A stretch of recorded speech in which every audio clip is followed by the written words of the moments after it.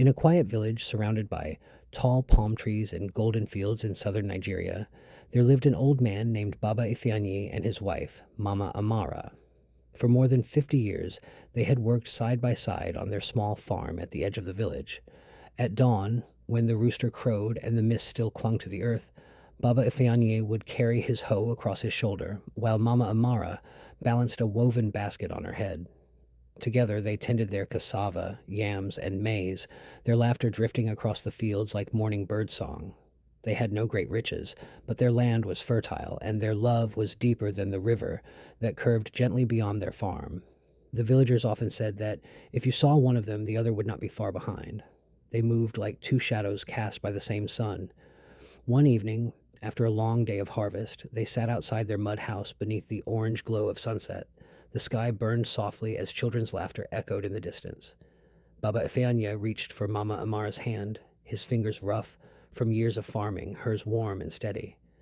My heart, he said quietly, we have walked this earth together for many seasons. When my time comes, I do not wish to walk the next path alone. Mama Amara smiled gently. Nor do I, she replied. Let us promise that when death comes, it will find us side by side. And so, beneath the fading light, they made a promise to leave the world the same day, just as they had lived in it, together. Years passed, and their hair grew whiter than cotton, their backs bent like the stalks of ripe maize, yet they still insisted on tending their farm, even if only for a few hours each morning. The villagers admired them, calling them the two roots of one tree. One Harmattan season, when the wind blew dust across the village and the air felt thin and dry, Baba Ifeanyi fell ill.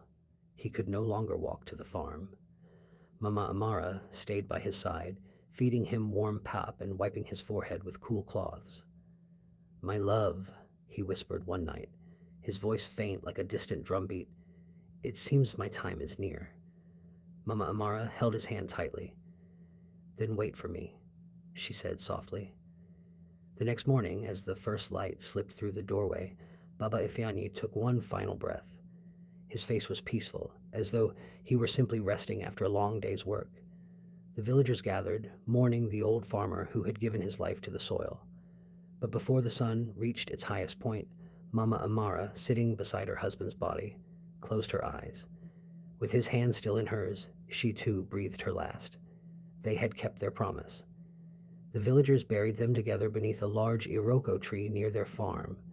In time, the land seemed even more fertile, as though blessed by their devotion. Crops grew taller there than anywhere else in the village, and whenever the wind rustled through the fields at sunset, people would say it was Baba Ifeanyi and Mama Amara, still walking side by side, farmers of the earth, and now farmers of eternity.